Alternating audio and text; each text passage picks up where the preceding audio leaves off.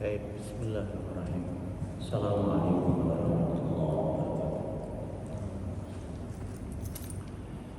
Alhamdulillahirabbil alamin. Wassalatu wassalamu ala asyrofil anbiya'i wal mursalin wa ala alihi wa sahbihi ajma'in. Asyhadu an la ilaha illallah wa asyhadu anna Muhammadan abduhu wa rasuluh. Baik para jamaah sekalian yang dirahmati Allah Ta'ala, bahwa dalam mendidik anak itu ada skala prioritas, ada perkara yang paling penting, ada perkara yang penting, ada perkara yang kurang penting. Yang ini harus kita ketahui agar kita mendahulukan yang paling penting dari yang penting, mendahulukan yang penting dari yang kurang penting. Dan kita harus tahu juga tentang perkara yang esensi dari pendidikan itu apa dalam mendidik anak. Goalnya dari pendidikan anak itu apa?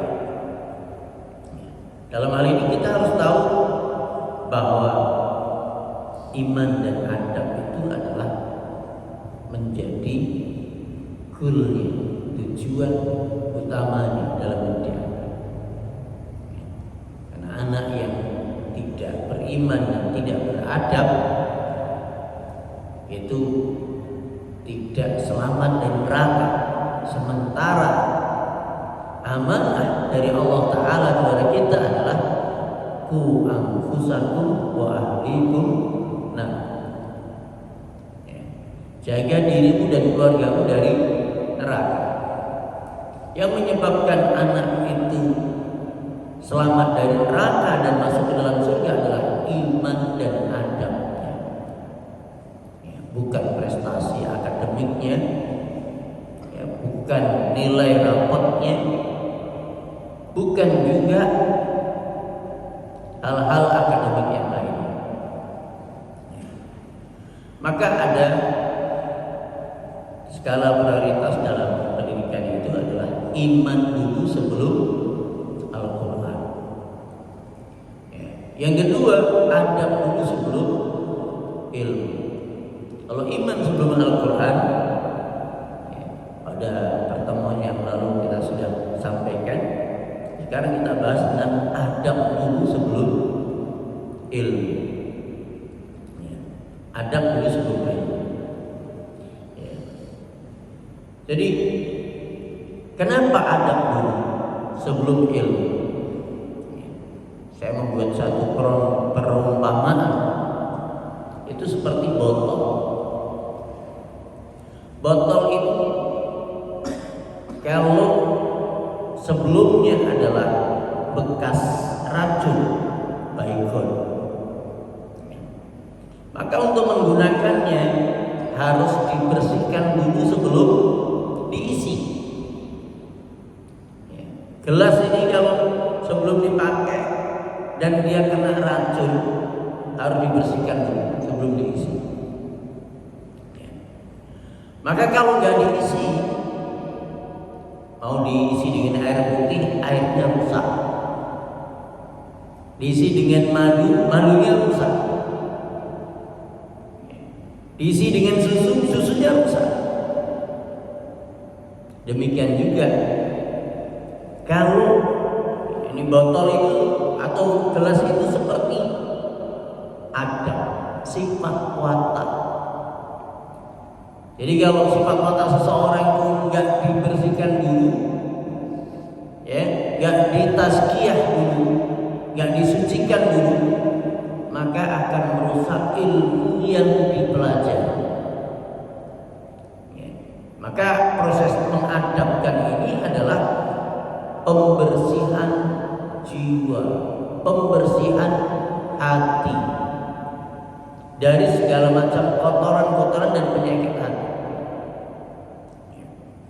Maka orang yang hatinya itu masih banyak racunnya, ada kesombongan, ada ketamaan, ada dendam, ada dengki, ada ujub. Maka ketika dia menguasai ilmu, ilmunya akan berusaha untuk merusak. Kalau dia ahli IT, ya, teknologi,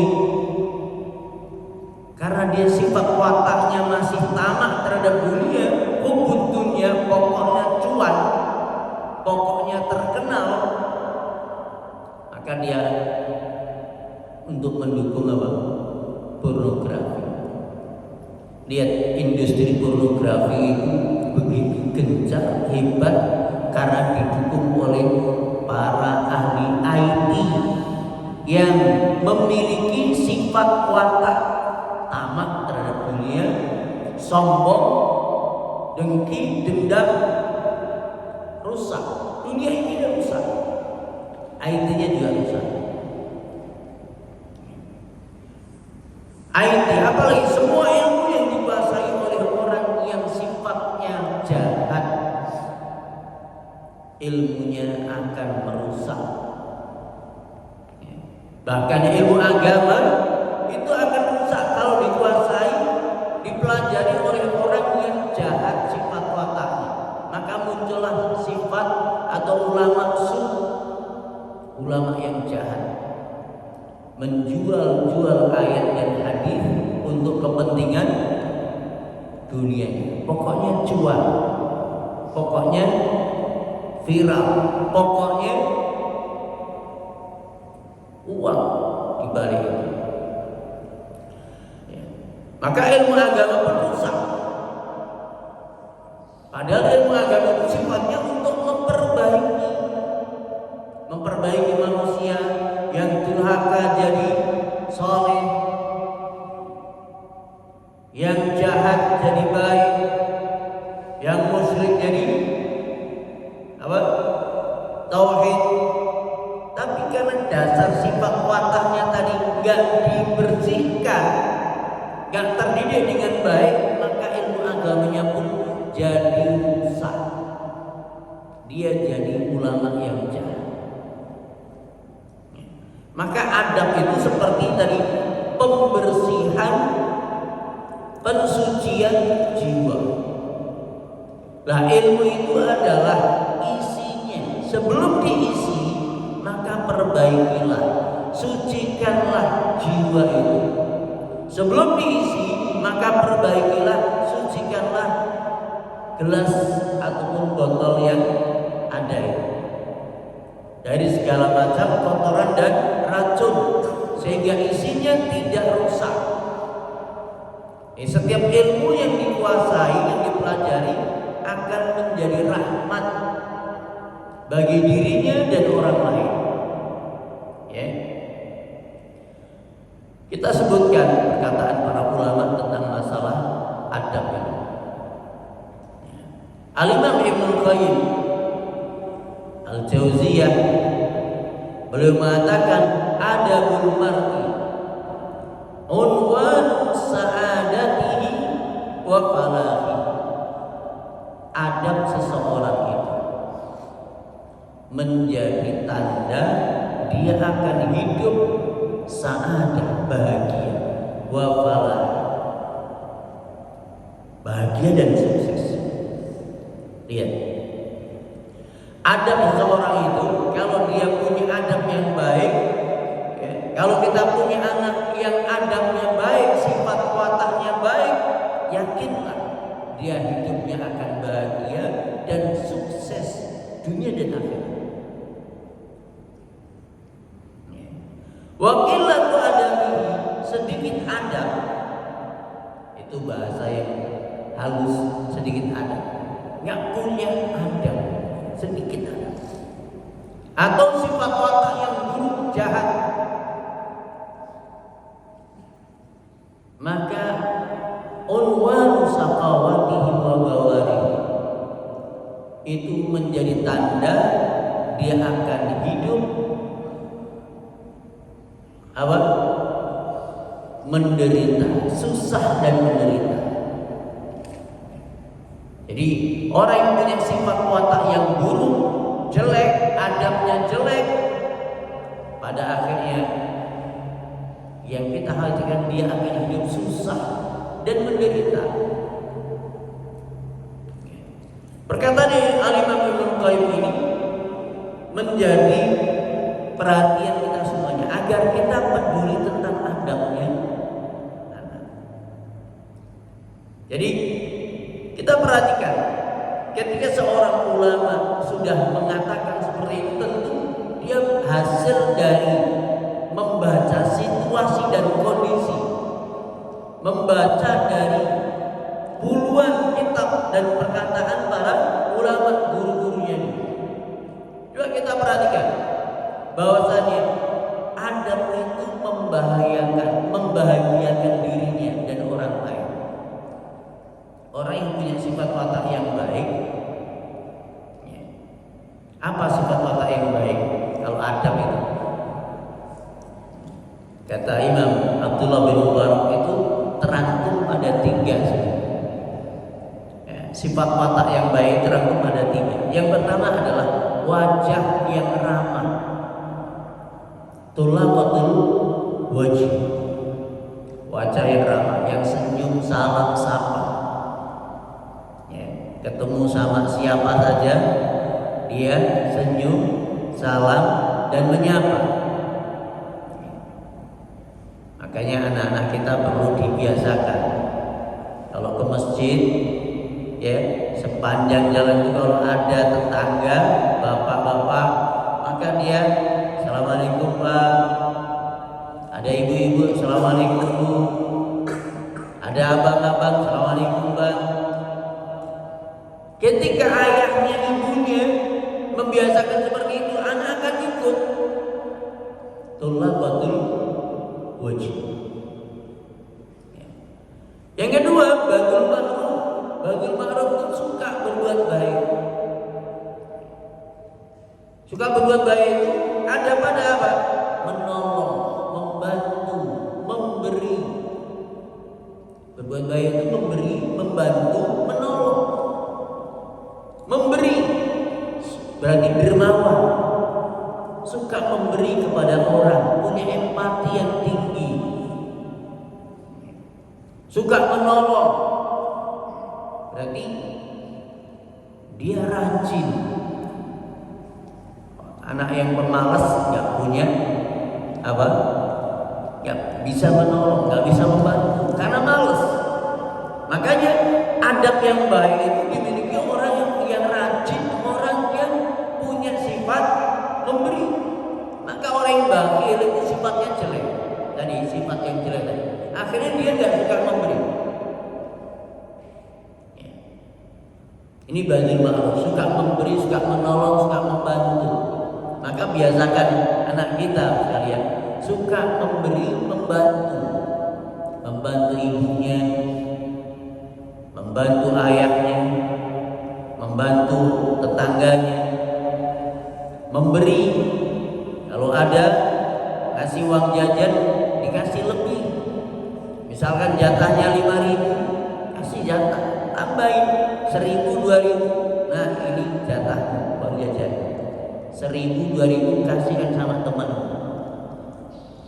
Cari temanmu yang gak jajan, cari temanmu yang gak punya uang. Dia berbagi karena dididik suka memberi, maka dia akan jadi punya sifat watak yang baik. Bazil ma'ruf. Yang ketiga adalah kaful adab. Adab yang baik itu menjaga diri dari merugikan orang lain, menyakiti orang lain. Gak merugikan, hidupnya itu tidak menyakiti dan merugikan orang lain.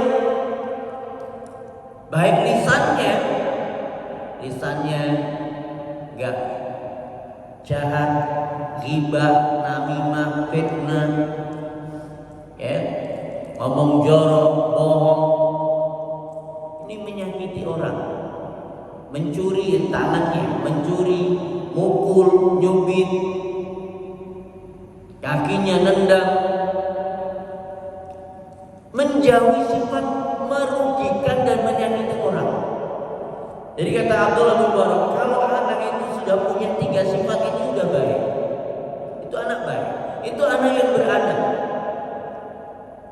Kata Imam Ibnu Qayyim tadi, adab yang baik ini itu tanda dia akan hidup bahagia. Jadi kalau ada anak yang punya sifat watak yang baik ini, dia sudah ramah, suka memberi, suka menolong, suka membantu orang tuanya, temannya, lisan dan tangannya terjaga, gak suka menyakiti, merugikan orang lain. Maka kata beliau, ini anak akan hidup bahagia. Kebahagiaannya di mana? Dengan sifat wataknya itu dia akan disukai teman-temannya. Karena dia ramah, banyak kawan, di mana-mana punya kawan. Dia ramah sama orang, dia pun suka memberi, suka membantu, menolong. Di mana-mana dia punya teman. Karena banyak yang ditolong, banyak yang diberi. Dan dia nggak suka menyakiti orang lain atau temannya. Makanya temannya manusia banyak yang suka dengan dia. Akhlak yang baik.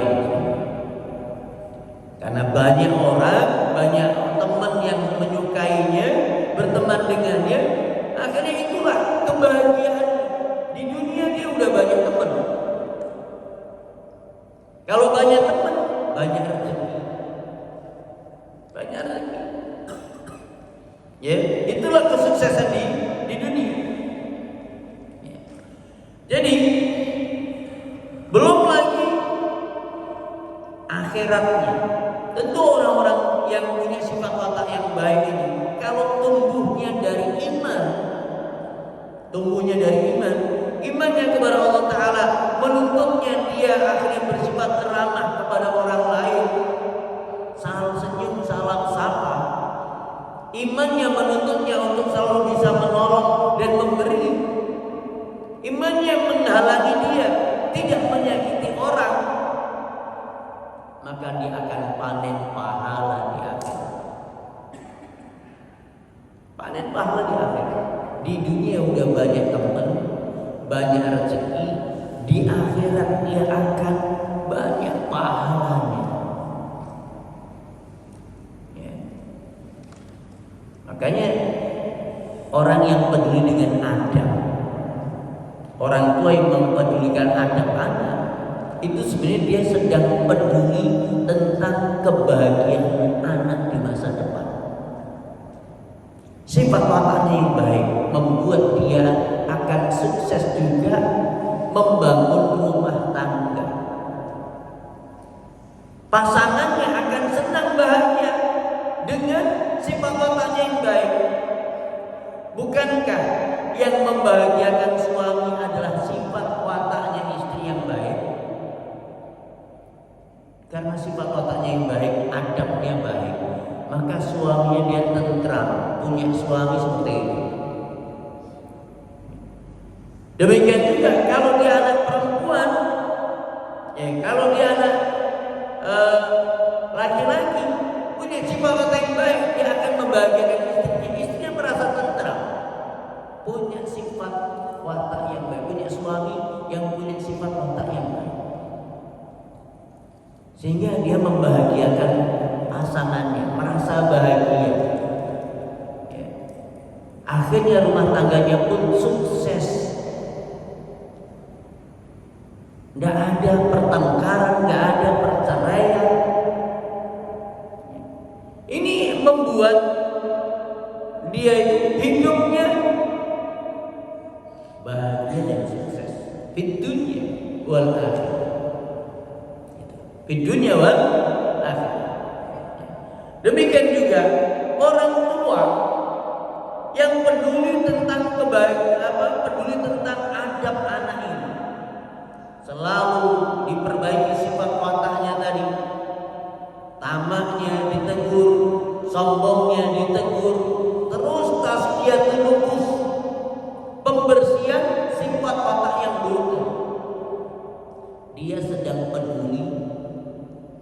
dengan masa tuanya. Orang tua masa tuanya akan bahagia kalau hidup bersama anak-anak yang punya sifat watak yang baik. Tadi udah ramah, kemudian suka memberi, membantu orang tua dari dulu, dari kecil. Maka nggak usah diajari ketika orang tuanya sudah tua, butuh perawatan, anaknya yang ganti merawat, anaknya yang ganti memuliakan, melayaninya, menghormatinya, menghargainya.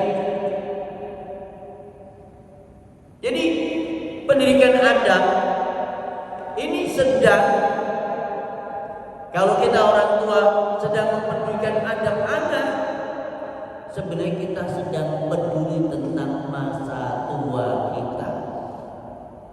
Dia sedang mempersiapkan masa tua yang menenteramkan, membahagiakan dirinya sendiri. Ya. Jadi sekalian, kebalikannya kata Al-Imam Ibnu Qayyim, wakilatul adabi, sedikit adab maka akan membuat dia hidup susah dan menderita. Sifat wataknya yang buruk tadi, ya, apa saja ada, dia nggak ramah, ketemu orang diam saja, bahkan memalingkan muka, ya, nampak kesombongannya, nggak mau menatap orang. Ke masjid tapi nggak mau menatap tetangga, menyapa enggak, diem aja, angkuh, sombong, ya, nggak ramah. Yang kedua, dia nggak ba'dul ma'ruf, nggak suka berbuat baik, nggak suka membantu, menolong, ya, memberi. Nah, dia sifatnya bakhil, ya, bakhil. Yang kedua, pemalas, bakhil, pemalas, sehingga tetangganya, saudaranya nggak merasakan harta yang dia punya, kekayaan. Nggak ada yang dia nggak merasakan kekayaan, harta yang dimiliki. Tetangganya, saudara, kerabatnya nggak merasakan itu, nggak pernah membantu, nggak pernah memberi, nggak pernah menolong sesama. Nggak punya teman, di mana-mana nggak punya teman, ya, karena nggak suka membantu, menolong orang lain. Temannya dari kecil nggak ada. Temanmu siapa kan? Nggak ada. Bahaya. Ini anak harus kita ajari bergaul. Adab itu penting. Ya, apalagi dia suka menyakiti orang, mulutnya jahat, suka maki-maki, suka ghibah, fitnah, namimah, mengadu domba, suka ngadu si A dengan si B, suka fitnah, menyebarkan fitnah sana sini, menuduh sana sini, ghibah, suka membicarakan aib orang, tangannya suka mencuri, tangannya suka memukul, tangannya suka, sehingga dia hidupnya akan susah. Ya. Ada seorang yang punya tabiat jelek, karena hidupnya susah, apa yang dia lakukan? Ya. Seret rezeki, yang dia lakukan adalah hutang. Tinggal di Nusa Batam, hutang di warung, udah penuh hutang, nggak bisa diutangin lagi, pindah rumah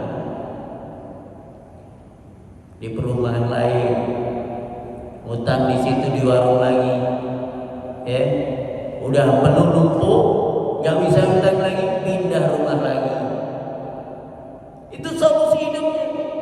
Tapi yang udah berpuluh tahun, berpuluh perumahan, orang akhirnya tahu Ini tukang utang nggak bayar, hidupnya susah atau bahagia? Susah. Di mana-mana akhirnya dicari orang. Di mana-mana dia punya musuh. Di mana-mana punya musuh, dicari orang. Hidupnya sengsara. Dunianya sempit. Karena punya sifat watak yang buruk. Ya.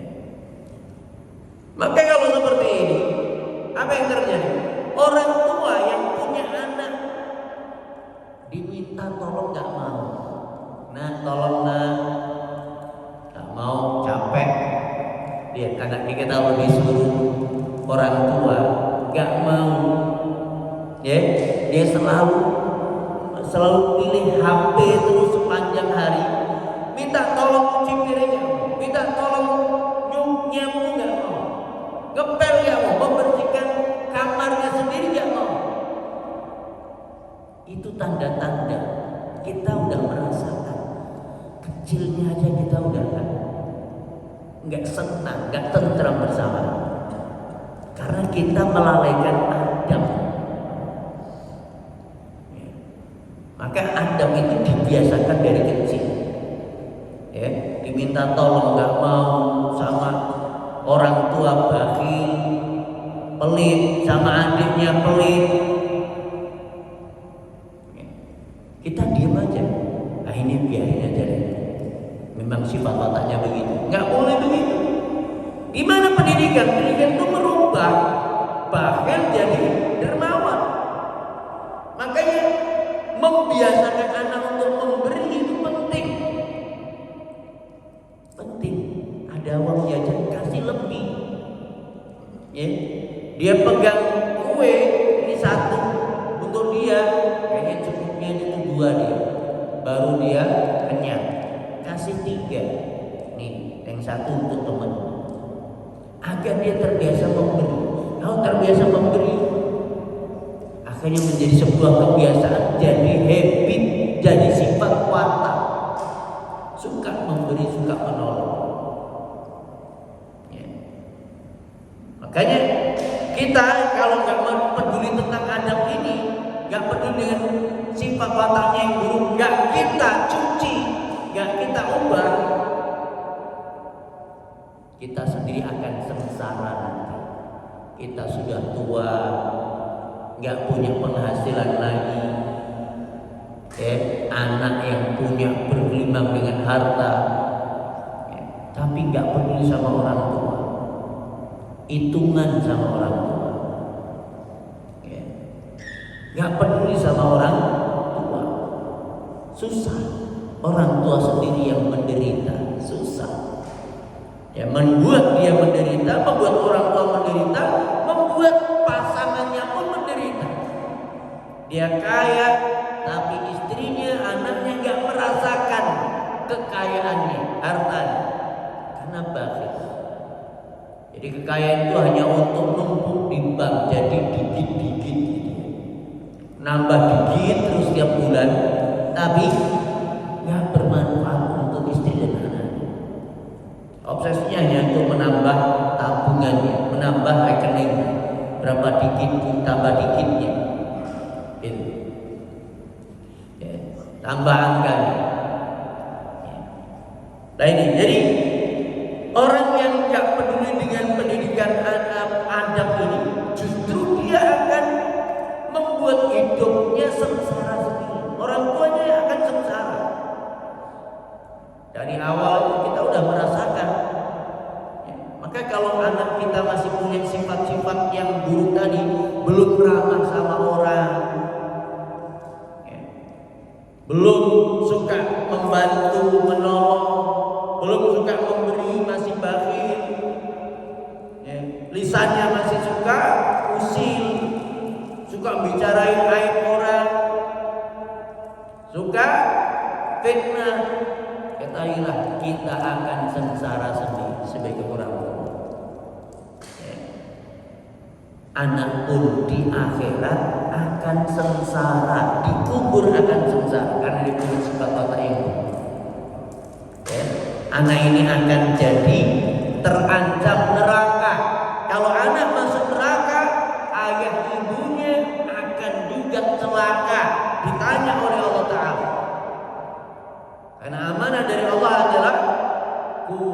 anfusakum wa ahlikum nar. Jaga dirimu dan keluargamu dari neraka. Makanya jadi kepala rumah tangga itu berat. Ya. Menyelamatkan diri aja belum tentu selamat, apalagi menyelamatkan anak dan istri.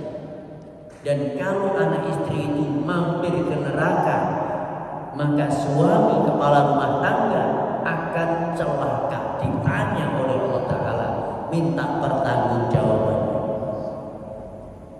Ini kita harus pahami.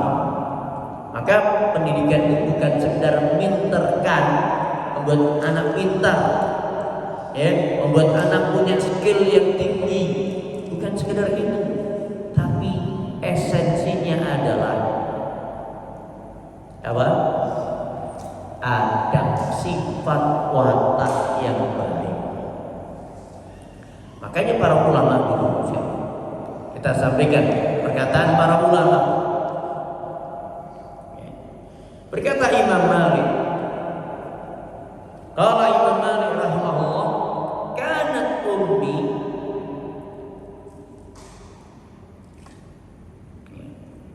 ta'ammamati wa taqulu li, adalah ibuku ketika memakikan imamah dan memberikan wasiat atau nasihat kepadaku, idhab ila Rabi'ah, pergilah kepada guru Rabi'ah, fata'allam min adabi qabla ilmi, maka belajarlah adabnya sebelum engkau mengambil ilmunya.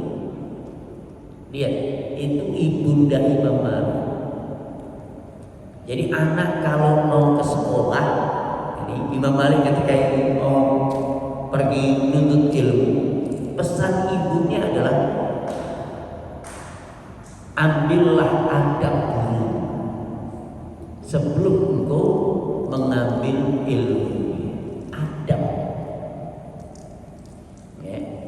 Ini ibu yang tahu tentang hakikat pendidikan. Ya.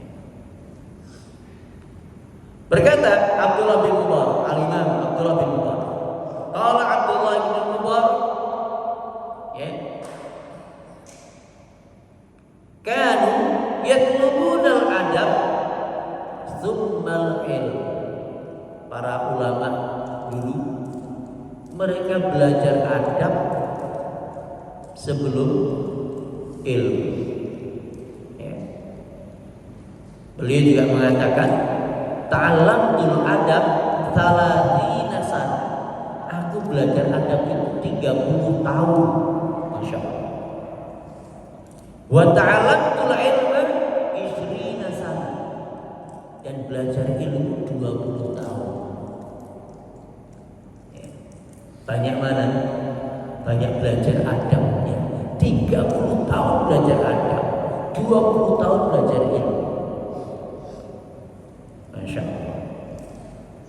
Maka adab beliau, saya ingin menggambarkan bagaimana adabnya Abdullah bin Mubarak. Beliau itu terkumpul pada diri Abdullah bin Mubarak itu, dia pengusaha, ulama yang pengusaha, pengusaha yang ulama, alim, tajir. Dan setelah itu biasanya orang yang kaya itu biasanya takut mati, tapi beliau enggak, pemberani. Ada dalam peperangan ini dia termasuk yang pemberani, ya, pemberani. Dia dermawan, alim, ya, kaya, tajir, kemudian pemberani, dermawan. 4.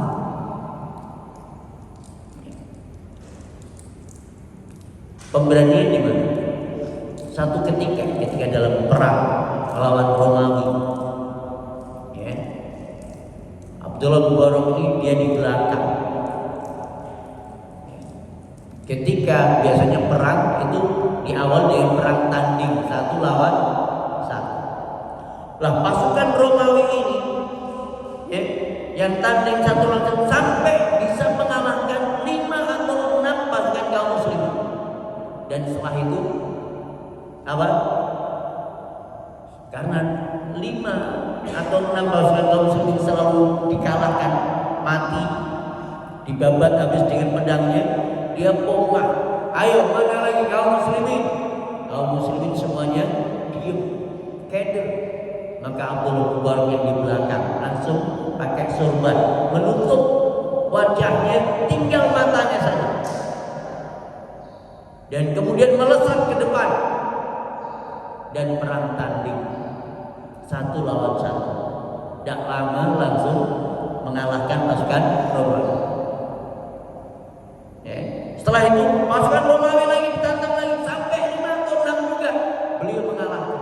Setelah itu nggak ada lagi pasukan Romawi yang berani ke depan. Abdul Mubarak karena nggak ada yang berani, maka beliau balik lagi ke belakang. Balik lagi ke belakang. Itu menunjukkan beliau pemberani. Dermawannya di musim haji. Musim haji, ya, di satu kampung ada masjid kampung. Maka dia umumkan kepada jamaah, siapa yang mau haji tahun ini bersama saya? Maka ada yang ngacung tangan semua. Ada kurang lebih 40 orang. Ya, kemudian setelah itu bareng ditunjuklah, mereka sepakat Abdullah bin Mubarak sebagai Amirul Haji, pemimpin haji, rombongan haji di kampung. Tapi Abdullah bin Mubarak kemudian punya, kalau kalian sepakat aku jadi pemimpin kalian, saya punya syarat 2. Yang pertama, taat kepada saya. Kalau saya nyuruh memerintahkan, jangan ada yang gak patuh, semuanya harus patuh. Yang kedua, biarkan saya melayani kalian. Ya. Biarkan saya melayani kalian. Lihat, ini pemimpin, ya, sebagai pemimpin haji, dia ulama juga, tapi dia punya syarat melayani jamaahnya. Melayani bukan dilayani. Ya. Mereka nggak mau. Gimana ini? Ya, masuk kayak misalkan ustadz, masuk ustadz melayani kami, dia. Dia mengatakan itu syarat tadi. Yang pertama, kalau kalian nggak mau, nggak boleh. Berarti syarat pertama nggak dipatuhi. Kemudian setelah kita mau berangkat, maka semua bekal uangnya kumpulkan semua. Kumpulkan. Abdullah Mubarak yang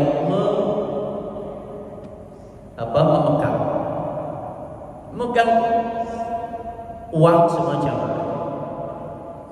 Ya.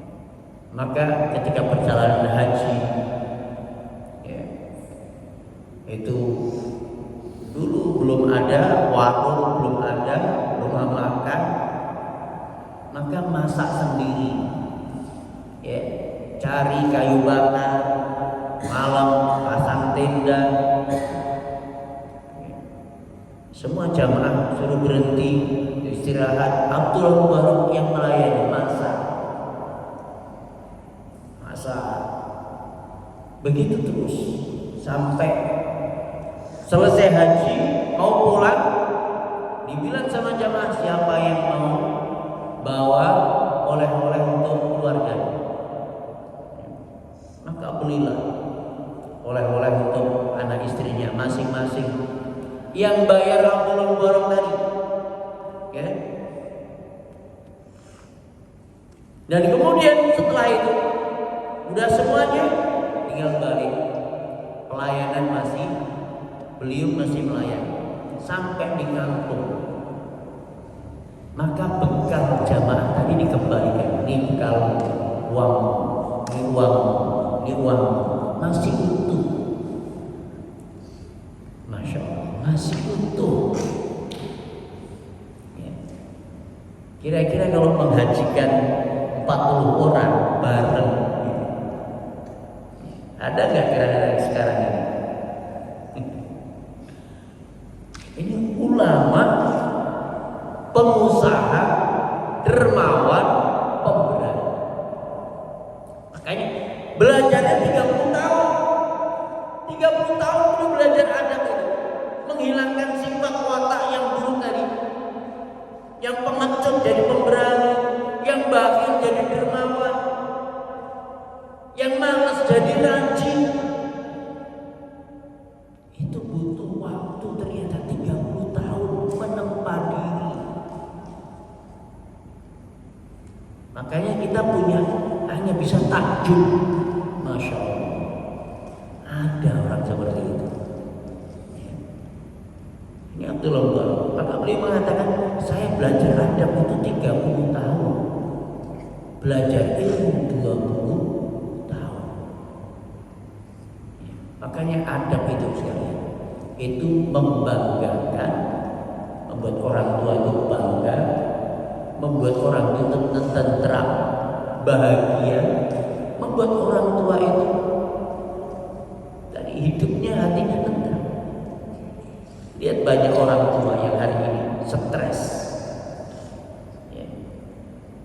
Stres melihat perilaku anaknya nggak beradab, ya, sama orang tua melotot menjawab, belum lagi anaknya nggak mau sholat, sama orang tua kan, Masya Allah, stres sendiri. Kenapa dia stres? Dari kecil nggak diperhatikan sifat wataknya. Sifat wataknya, adabnya itu nggak diperhatikan. Akhirnya begitu anaknya besar, remaja, baru terasa. Jadi pendidikan adab itu pentingnya memang sejak dini, sejak kecil. Dibiasakan, selalu didampingi. Lah, ketika ini dilakukan, maka orang tua akan merasakan. Nanti membandingkan ketika anaknya remaja, membandingkan dengan teman sebelah atau tetangga sebelah atau saudaranya yang nggak peduli tentang adabnya anak. Dia stres, tiap hari marah sama anak, stres, dia jadi akhirnya stroke. Stres itu kan, stroke itu kan karena stres yang numpuk jadi bahan beban pikiran. Beban pikirannya nggak kuat, mikir anak. Beban yang paling berat itu mikir anak.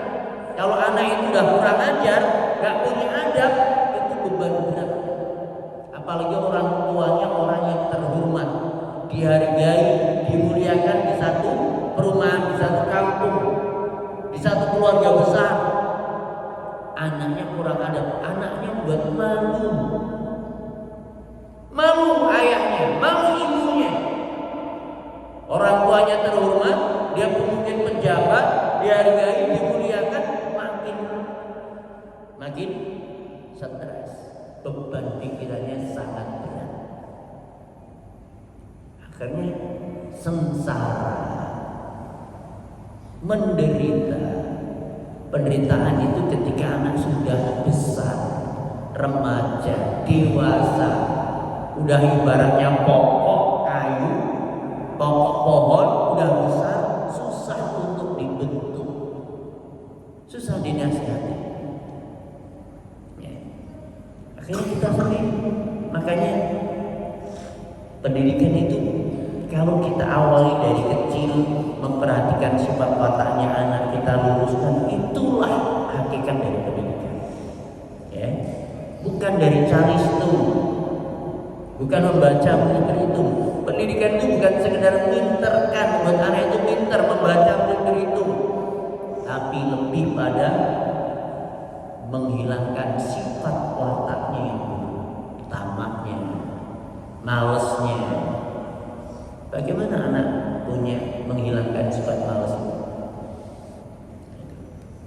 Nah, hari ini orang tua banyak yang nggak sadar seperti itu, ya, sudah mengadapkan itu berat, ditambah dengan HP, yang membuat kita makin berat. Ya. HP ini buat kita makin berat untuk mengadapkan anak, membuat anak itu berakhlak. Ya. Kalau kita nggak bergandengan tangan suami istri dengan gurunya, berat untuk buat anak yang soleh atau solehah. Baik.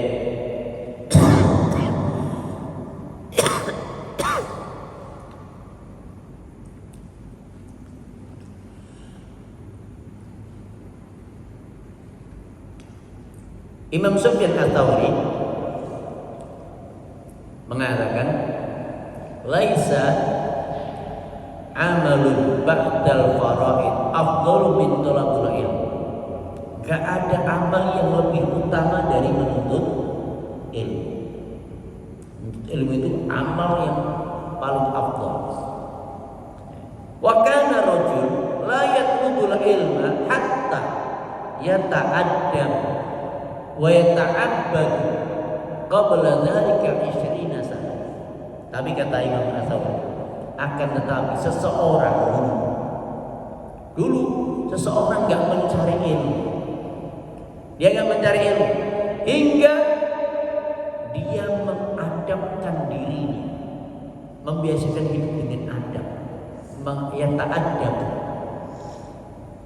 wa yata'abbad, membiasakan hidup dengan ibadah, dia mengadapkan diri, ya, dia berusaha menempa diri dengan adab sifat watak yang baik selama 20 tahun. Jadi 20 tahun pertama kata Imam Sufyan Ats-Tsauri justru prioritasnya pada adab. Ini bukan setahun 2 tahun, tapi prioritasnya, masya Allah. Sebelum anak belajar ilmu itu rela keluar dari kampungnya menuntut ilmu. 20 tahun itu dia dibiasakan hidup dengan adab dan ibadah. Kalau udah baik seperti itu, tinggal mencari ilmu. Minternya itu gampang, ya, memintarkan anak itu gampang. Tinggal waktu berapa lama untuk belajar, untuk pintar bahasa Inggris berapa lama? Untuk bahasa Inggris semua ada kursusnya. Bahasa Arab, bahasa Inggris ada kursusnya. Komputer ada kursusnya. Berapa lama kira-kira untuk bisa ahli di satu bidang ini? Bahasa Inggris 2 tahun selesai dia minta mahir bahasa Inggris. Bahasa Arab, mahir bahasa Arab, ya, 2 tahun selesai. Komputer IT 1 tahun, 2 tahun, 3 tahun selesai. Tapi adab, merubah sifat watak itu butuh waktu yang panjang. Kata Imam Ats-Tsauri tadi 20 tahun, Abdullah bin Mubarak 30 tahun.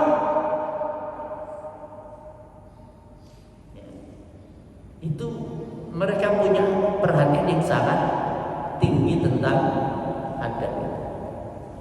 Ya. Baik, ini yang bisa kami sampaikan. Sekiranya ada pertanyaan, kami persilahkan.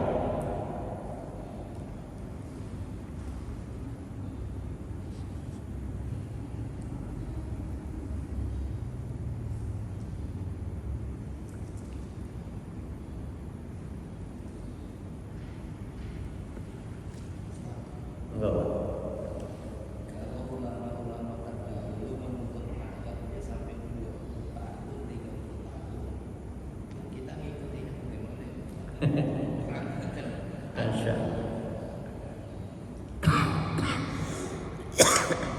Baik, pertanyaan bagus.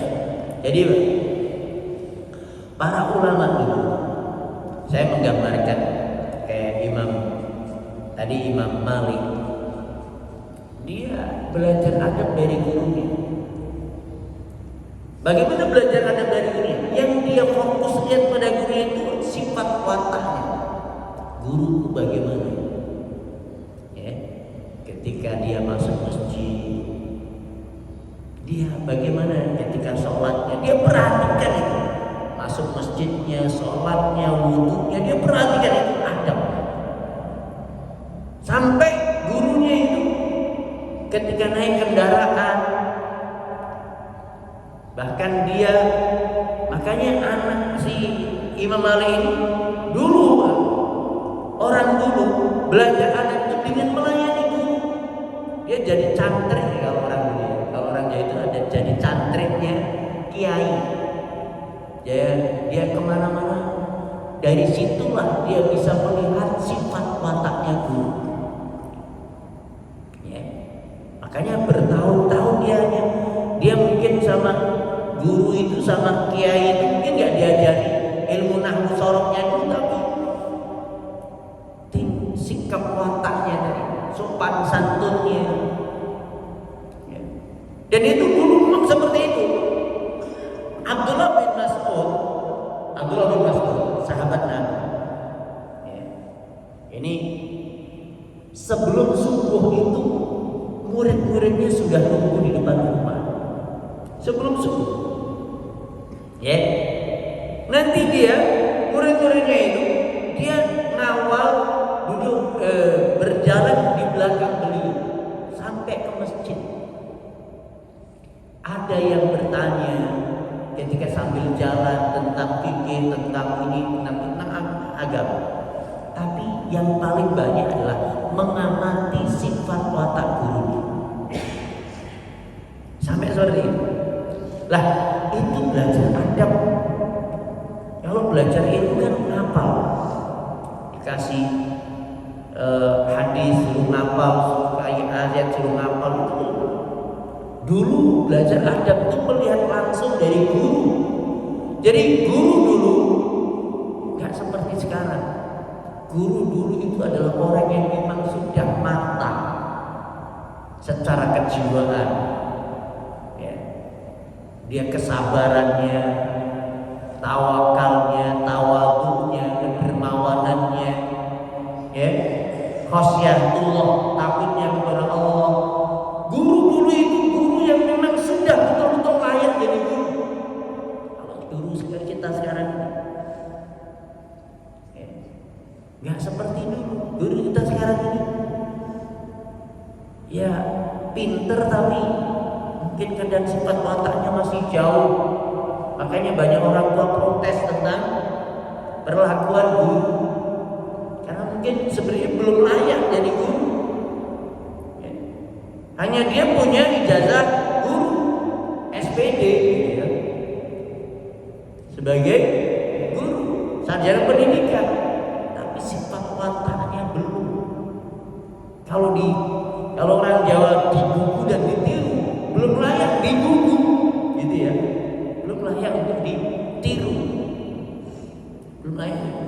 Tapi dulu para ulama namanya guru itu sudah matang dari sisi ilmu, dari sisi sifat wataknya, maka dia layak untuk ditiru murid-muridnya.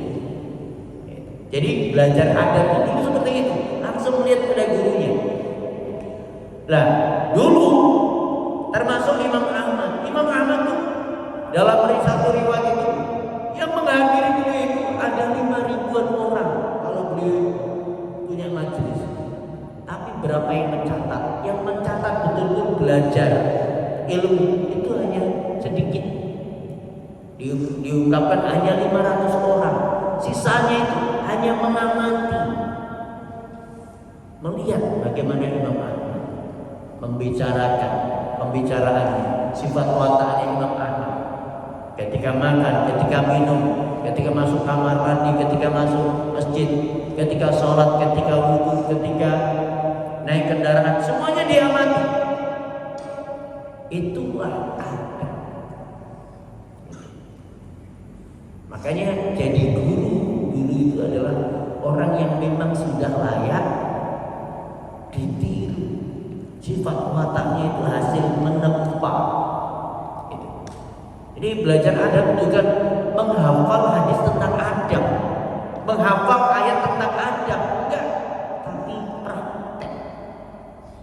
Jadi menghadapkan anak itu dengan praktek tiap hari. Memang disuruh anak itu suruh bantu orang tua, dibagi ini kerjaan tugas, ya, yang nyuci piring hari ini